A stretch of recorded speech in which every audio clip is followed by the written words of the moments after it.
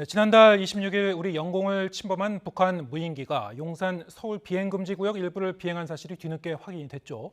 윤 대통령은 북한이 추가 도발 시 9.19 군사합의 효력 정지를 검토하라고 지시했는데요. 관련 내용 조한범 통일연구원 선임연구위원과 함께 다시 한번 자세히 짚어보겠습니다. 어서 오세요. 예, 안녕하세요. 네, 참 이번에 당혹스러운 일이 일어났는데 열흘 만에 군 당국이 입장을 번복하는 바람에 애초에는 이제 비행금지 구역, 대통령 집무실 일대 비행금지 구역을 침범하지 않았다라고 하다가 침범했다로 이제 바뀌었습니다. 이게 사실은 군 통수권자 경호를 위한 이제 구역인데 이걸 확인하는 데 열흘이 걸렸단 말이죠. 어떻게 보셨습니까? 좀 아쉬운 점이 있죠. 왜냐하면 이제 레이더의 기술적인 특성을 보면 스텔스기도 레이더에 안 잡히지 않습니다. 잡혀요. 다만 작게 보이는 겁니다. 그러니까 레이더는 대부분의 비행물체, 대형 독수리도 잡죠. 못 잡는 게 아니라 잡는데 문제는 레이더에 포착이 된 게 대형 비행기면은 대형 기체면 금방 알아요. 이게 뭔지. 네. 그런데 저렇게 무인기처럼 작거나 스텔스기처럼 작은 것들은 이게 뭔지를 구분하는 게 굉장히 어려워요. 이게 셋대인지 무인기인지 스텔스기인지 아니면 모형 항공인지 이런 거 구분하기 굉장히 어렵거든요. 그러니까 레이더에 포착된 걸 분석하는 데는 고도의 정밀 기술이 소프트웨어가 더 중요합니다. 그러니까 하드웨어보다. 근데 가장 앞서는 게 이제 미국이에요. 미국은 포착을 하면 자동적인 그 소프트웨어 분석을 통해서 이 식별하는 게 아주 빨라요. 미국은 이제 정확하고 신속하게 그렇죠. 분석할 수 있는 역량이 있군요. 그런데 이제 이번은 작고 거기다 이제 국지방공 레이더는 일반 레이더, 방공 레이더보다 성능이 탁월하다고 볼 수는 없거든요. 거기다 너무 작거든요. 그러면 분석하는데 상당히 많은 시간이 필요하거든요. 정밀한 분석을. 근데 처음에 이제 초기 분석을 통해서 군 입장을 딱 정해버리니까 나중에 정밀 분석으로 들어가면 그건 기록은 남으니까요. 그러니까 이제 나중에 그 항적이 유사성을 발견하고 이제 북한 무인기 항적이라고 나중에 정정을 하는 일이 벌어진 거죠. 열흘이라는 기간이 너무나 좀 이 신속 대응을 요구하는 이런 상황에서 너무 이제 긴 시간이어서요. 지금 이제 군 이 문책론도 나오고 그리고 이제 어떻게 재발 방지할 것인가. 지금 상황에서는 무인기가 다시 침범할 경우에 북한의 무인기가 다시 침범할 개연성도 분명히 있습니다만 과연 그 방지가 되겠느냐 어떻게 보십니까? 일단은 이제 무인기가 새로운 무기체계로 등장을 해서 여러 전쟁에서 상당히 효과적이었어요. 아제르바이잔 아르메니아 전쟁에서 아제르바이잔 무인기가 거의 전쟁의 판도를 바꿨습니다. 아르메니아 기갑부대를 거의 무력화시켰거든요. 그다음에 우크라이나 전쟁. 그런데 이 무인기들을 지금 그 눈에 띄는 무인기들 우크라이나 전쟁, 아제르바이잔, 아르메니아가 터키나 이란제거든요. 터키나 이란이면 첨단 공업 국가가 아니거든요. 그러니까 그렇게 첨단 성능을 가진 것들이 아니에요. 다만 무인기라는 무기 체계가 갑자기 등장하니까 그동안 방어 체계가 없었던 거죠. 그러니까 빠른 공을 치는 타자가 갑자기 공이 늦게 오면 이게 당황하거든요. 지금 그런 상황입니다. 그러니까 여기에 대응하는 하드킬, 소프트킬, 그러니까 격추 시스템, 그다음에 전파기로 이게 지금 개발이 되고 있어요. 지금은 기존의 무기 체계로 무인기라는 새로운 이 도발에 대한 대응을 해야 되는 상황이거든요. 그러니까 무인기만 특화된 무기 체계는 없습니다. 그러니까 벌컨이나 우리 비오나 비오옥합은 저고도로 침투하는 적 기를 제압하는 거고, 그다음에 헬기나 KA1은 공대지 공격이지 공대 공이 아니에요. 이 무기체로 막으니까 한계가 있었던 거고. 또 하나는 이 수도권은 인구 밀집 지역입니다. 어디를 가더라도. 그럼 벌컨은 화망을 구성하는 거거든요. 그러니까 많은 탄을 쏴서 거기서 격추시키는 거죠. 그러면 어마어마한 낙탄이 벌어지거든요. 비오도 역시 마찬가지고.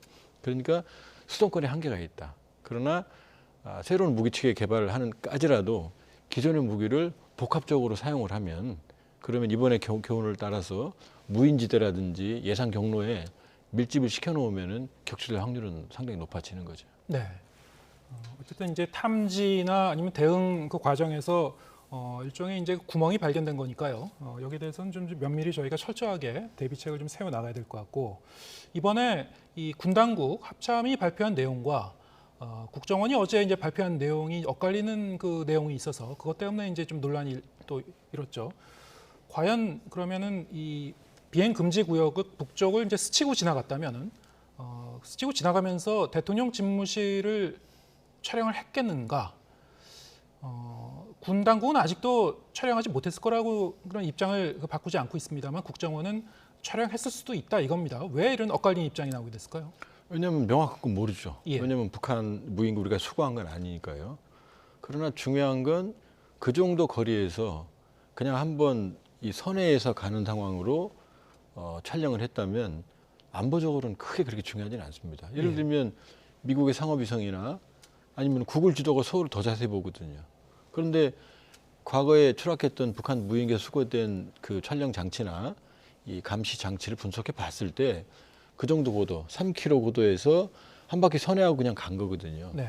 그렇다고 그러면은 유의미한 찍었다 하더라도 유의미한 정보를 가져가지는 못했을 거다. 사실 이제 무인기를 통해서 항공 촬영을 하려면은 그 해당 지역을 정확히 파악하려고 하더라도 지그재그로 이제 계속 누비면서 굉장히 많은 촬영을 해야 되거든요. 오랜 시간을 채공해야죠. 예. 그런데 그냥 스쳐 지나갔거든요. 그렇게 보면 물론 우리가 뭐 방심하면 안 되지만 오히려 말씀드렸지만 서울은 구글이 더 잘 봅니다. 구글 지도로. 네. 뭐 일반인들도 볼 수 있거든요. 구글 지도는 이제 그 시점이 촬영 시점이 좀 그때 시간이 업데이트가 걸리죠. 되지는 네, 않습니다만 시간이 걸리죠. 이를테면 뭐 38 노스라든가 북한 이 상황을 계속 지금 지켜보고 있는 미국의 단체들 상업 위성을 이용해서 분석하지 않습니까? 예. 네, 핵실험장 같은 거.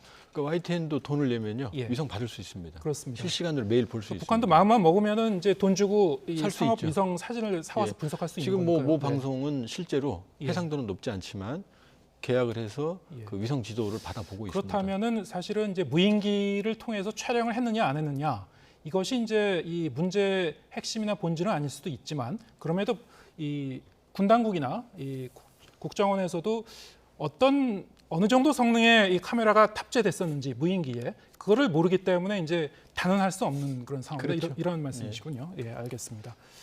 자, 이번 그 사태를 계기로 해서 윤석열 대통령이 북한이 다시 한번 우리 영토를 침범한다면은 9.19 군사합의 효력 정지를 검토하라고 이제 지시한 게 있었습니다.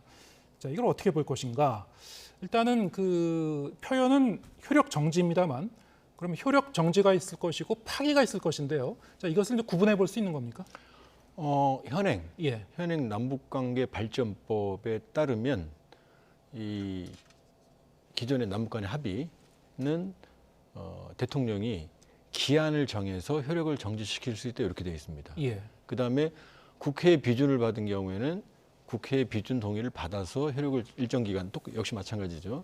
효력을 정지시킬 수 있다. 그렇기 때문에 남북관계 발전법에 따라서 효력을 정지시키는 걸 검토하라 이렇게 지시를 한 거고요.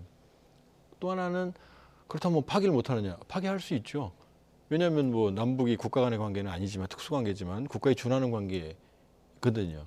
그럼 모든 국제관계에서 합의는 파기될 수, 일방적인 파기로 뭐 불가침 조약도 파기할 수 있는 거거든요. 네. 그렇게 보면 파기도 가능합니다. 그러나 효력 정지는 다시 되살릴 수 있는 거고 예. 파기는 끝난 거거든요. 그렇게 보면 어느 정도 수위도 조절하고 남북관계 발전법의 취지에도 맞게 조절을 한 발언이 효력 정지를 검토하라는 그 발언의 의미라고 봐야죠. 어차피 이제 합의 문서라 이게 남북 양측의 이 상호적인 그 의견 일치에 따라서 이제 이 실행이 되는 거라서요. 북한이 이른바 그동안 이제 9.19 군사 합의 이후에 뭐 여러 번 이제 특히 최근에 들어서 이 군사적 도발을 통해서 이제 위반을 해왔습니다만, 자, 이 북한도 지키지 않고 남한도 여기에 대해서 효력 정지를 할 경우에 이게 나중에라도 일정 시점에서 쉽게 되살릴 수 있을 것인가 이런 거에 대한 이제 걱정도 있을 수 있을 것 같고요. 또 한편으로는 이 효력 정지를 하게 되면은 이것이 남북 간의 우발적 충돌을 막는 어떤 그 안전판 역할을 하는 건데 이것이 없어지는 것이 아니냐, 어떤 상당히 좀 위험한 상황이 올 수 있는 거 아니냐 이런 문제 제기도 충분히 가능할 것 같습니다. 2018년 9월 19일 예. 9.19 합의 이후에 그러니까 작년이죠. 작년 9월 말까지 2번 북한이 위반을 했습니다. 네. 근데 10월부터는 석 달 동안 15번을 위반을 했어요. 근데 북한 입으로는 합의 이 파기는 얘기 안 하거든요. 네. 그건 왜 그러냐면 9.19 군사 합의는 사실은 우리의 압도적인 해군력이나 공군력 혹은 뭐 육군력도 재래식 전력에서 우리가 압도적이거든요. 예. 근데 우리 전력의 작전이나 여러 가지 전력 투사에 제약을 가하는 게 9.19 군사 합의입니다. 그러니까 우리한테 불리해요, 사실은. 예. 북한에게 유리합니다. 재미도 많이 받고. 그런데 우리는 그걸 감수하고서 이제 안전판을 만들겠다는 판단을 내린 게 9.19 군사합의거든요. 근데 북한은 그러니까 자기들에게 유리한 건 이용을 하면서 계속 위반을 하는 거거든요. 그러니까 9.19 군사합의를 만일에 효력 정지를 시키게 되면 우리 군이 매우 공세적으로 북한을 압박할 수가 있죠. 예. 그럼 북한도 부담을 느끼게 됩니다. 근데 이제 말씀하신 것처럼 이게 마지막 안전판이거든요. 남북 간에 지금 군사적 한라인도 대화도 전혀 없거든요. 그러면은 모든 군사적 충돌에서 상대방의 의지를 오판한 우발적 충돌이 제일 오래되는 거거든요. 그러면 9.19 군사합의 효력 정지가 되면은 우발적 충돌 가능성이 훨씬 더 커지죠. 남북 간에. 예. 의도적이건 비의도적이건. 그러면 그 합의 파기로 인한 우리의 공세적인 이 효력 정지로 인한 우리의 공세는 커질 수 있지만 그러나 긴장 관리 훨씬 더 정교한 긴장 관리 과제가 이제 남는 거고 만일 우발적 충돌이 발생을 하면 이제 책임 소재 누구 책임이냐부터 시작해서 복잡한 문제들이 또 발생할 수 있죠. 그러니까 9.19 군사합의 효력 정지는 양면이 다 있습니다. 네. 공세적인 면, 부담. 양날의 칼이 될 수가 있다. 예, 양날의 칼입니다. 정확하게. 예. 그럼 우발적인 충돌이 일어났을 경우에 그게 말씀하신 대로 정교한 관리가 과연 가능하겠느냐? 뭐 돌발적인 상황은 뭐 아무도 모르는 거니까요. 어떻게 보십니까? 이제 좀 어떤 그 대결 국면이 앞으로 좀 더 격화될 거라고 보십니까? 일단 양측이 물러서지 않고 있죠. 예. 이미 지난해 10월부터 그러니까 북한은 이미 전략을 전환했습니다. 예. 미국을 압박하다 안 되니까 남한을 대한민국을 압박하는 이게 이제 소위 약한 고리 때리기 전략이거든요. 한반도의 긴장을 고조시키면 우리도 부담이고 미국에도 부담이거든요. 그러니까 이런 전략으로 전환한 게 작년 10월부터 9월 말 이후거든요. 그리고 지금 계속 도발의 수위를 높여가고 있어요. 그리고 전원회의에서도 김정은 위원장 본인이 더 강력한 대남 공세를 예고했거든요. 그럼 여기에 대해서 우리 정부도 강경한 대응까지 천명을 했거든요. 압도적인 전쟁 준비라는 얘기까지 최고지도 입에서 나왔으니까요. 그렇게 보면 양측 간의 긴장은 더 고조가 될 거다. 예. 고조가 되고 말씀드렸지만 그러면 우발적 충돌 가능성, 군사적 긴장 관리가 가장 큰 숙제가 되는데 이게 지금 상황에서는 효과적인 수단이 없거든요. 예. 그 부분을 여러 가지 면에서 원칙적으로 대응을 하되 그런 가능성에 대해서도 여러 가지 대비를 해야 되는 거고 정치력도 필요합니다. 사실은. 군사적인 이 대립만 가다 보면 양측 다 충돌을 원하지 않지만 예. 상대방의 의사를 오판하는 게 가장 무서운 거거든요. 정치력이라는 것은 이제 외교적 해법을 그렇죠. 말씀하십니까? 이 상황에서도 대화를 해야 되는 거고요. 예. 군사적 신뢰를 위한 채널을 열어야 되는 거죠. 여기에 더해서 지금 군 당국에서 이제 대북 확성기 관련 조항, 이건 군 당국이 아니고 통일부에서 이제 검토를 한다고 하죠. 9.19 군사 합의에는 이 관련 조항이 없는데 어쨌든 이제 어떤 법률 검토를 해서 앞으로 이제 제기할 것인가 추진을 할 것 같은데요. 어떻게 보십니까? 이게 이제 이것도 역시 이제 양날의 칼이 될 수 있을 것 같고요. 예. 이 확성기나 네. 전단 같은 심리전에 관계된 거는 일단 1990년 기본합의서 거기 상호 비방 중단이 들어 있습니다. 예. 그다음에 2004년 육사 합의 때는 그 내용이 들어 있어요. 전단 살포 확성기 방송 중단. 예. 그다음에 판문점 선언에도 들어 있습니다. 다 들어가 있군요. 다 들어 있어요. 예. 그다음에 9.19 공동선언에도 그게 들어 있습니다. 그러니까 9.19 공동선언을 만약 효력 정지시키면 남북관계 발전법에 의하면 지금 대북전단 금지법이 또 국내법 따로 있거든요. 예. 근데 대북전단 금지법은 이 단서 조항이 있어요. 남북 간의 합의가 효력 정지가 되면 그 처벌을 면한다라는 조항이 있거든요. 처벌 조항이 있는데 이제 거기다 면제 조항이 예, 있다. 예. 그러니까 그 상황에서는 그 합의문이 면한다. 뭔가는 특정하지 않았습니까? 그러니까 지금 말했던 이 대북전단 이런 게 다 예. 들어 있어요. 근데 그걸 위반을 하면 예. 일정한 이 처벌을 받게 돼 있는데 예. 그런데 효력 정지 상황이 되면 그 처벌하지 아니한다 이런 조항이 있거든요. 9.19 군사 합의만 효력 정지가 되면은 처벌을 안 받는 겁니까? 대북 전단을 날려도. 조금 복잡하죠. 왜냐하면 예. 그 앞에도 판문점 선언도 그렇죠. 있고, 다른 합의문이 또 예, 있으니까. 그다음에 이제 육사 합의도 있고 그러니까 그러나 이제 9.19 공동성명과 이 평양 선언은 예. 국무회의 비준을 했거든요. 네. 그러니까 이게 실질적인 효력이 있다고 판단하고 있는 거죠. 그러니까 9.19 군사 분야 합의만 내용이 들어있는 확성기나 전단 이것만 효력 정지시켜도 우리가 재개할 수 있다. 이제 이런 판단을 하고 있는 거죠. 대북 확성기 같은 경우에는 북한이 가장 예민하게 반응하는 그런 조치 중에 하나여서요. 과거에도 우리가 이 확성기 방송을 재개했을 때 북한 쪽에서는 뭐 격파하겠다. 실제로 포사격을 한 적이 있었죠.